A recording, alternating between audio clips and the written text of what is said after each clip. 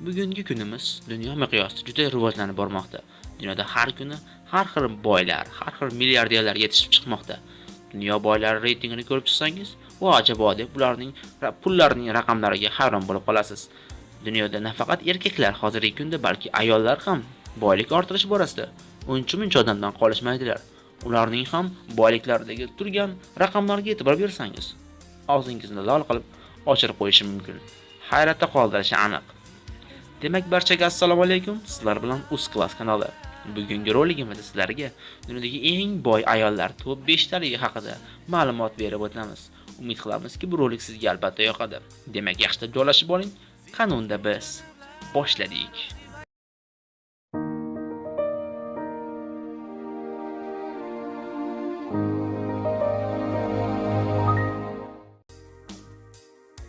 Demak, milliarderlarning eng zo'rlari ayollar ichida.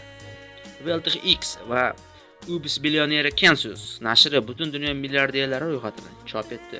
Bu ro'yxatdan hammasi bo'lib 2325 milliarder joy olgan. Ularga tegishli bo'lgan umumiy mablag' 7,3 trillion dollarni tashkil etadi. Bu ro'yxatdan joy olgan 216 nafar milliarder ayoldan 17% qismigina o'z boyliklariga o'z kuchlari bilan erishganlar. AQShning va dunyoning eng boy ayoli deb Kristen Welton tan olindi. Uning boyligi hozirgi kunda 37,9 milliard dollarni tashkil etdi. Unga bunday ulkan boylik Walmart gipermarketlar tarmog'i asoschisi o'g'li Jon Weltondan meros qolgan. Jon 2005-yilda avtohalokatda halok bo'lgani haqida ma'lumot bor.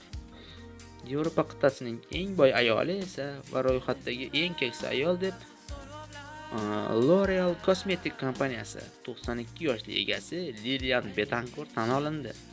Unga bu kompaniya otasidan meros qolgan. Uning boyligi hozirgi kunda 3,3 milliard dollarga deb baholanmoqda.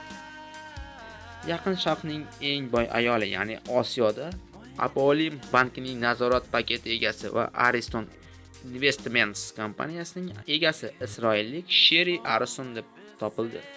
Unga bu boylik uning otasi Ted Aristondan meros sifatida o'tgan. Uning boyligi hozirgi kunda hisoblab chiqilishicha 4,2 milliard dollar atrofida baholanmoqda. Mana shunday do'stlarim. Mana sizlarga ayollarning eng boylari haqidagi ma'lumotni ko'rsatib o'tdik. Bu yerda dunyoning birinchi raqamli haqiqisini aytib o'tdik va Yevropaning o'zida Yevropa tojir kimdaligi va Yaqin Sharq, ya'ni Osiyoning eng boy ayolini ma'lumotini oz bo'lsa-da tushuntirib o'tgan bo'lsak, biz o'zimizdan juda ham xursandmiz. Umid qilamizki, bu rolik sizga albatta yoqdi. Albatta, erkaklar milliarder bo'lishiga biz ko'p o'rganib qolganmiz, lekin ularning ayollari ham, ya'ni ularning ayollari emas, umuman ayollar ham milliarder borasida erkaklardan yashab qolishmasligi haqida ko'rdik. Shunda ayollar erishgan pul hozirgi paytda ba'zi bir erkaklarda ham yo'q. Shunga hayratomuz nigoh bilan qarab turaverasiz. Qanday qilib, qanday erishdikin degan so'zlar sizni boshingizdan o'tyaptimi? Do'stlar, milliarder bo'lishga harakat qilmaslik kerak. Shunchaki to'g'ri ishlab, hamma yo'qni halol ravishda o'tkazib borish kerak. Boylik kerak bo'lsa, o'zi sekin boyib ketaveradi. Birozgina aql va ajoyib intilish, yangicha yo'nalish kerak bo'ladi boyish uchun. Xullas shunday do'stlar, sizga yetmoqchi bo'lgan ma'lumotlarimiz mana shundan iborat edi. Agar video yoqqan bo'lsa, albatta like bosing va kanalimizga obuna bo'lishni unutmang. Siz bilan har doimgidek Uz-Class edi. E'tiboringiz uchun rahmat.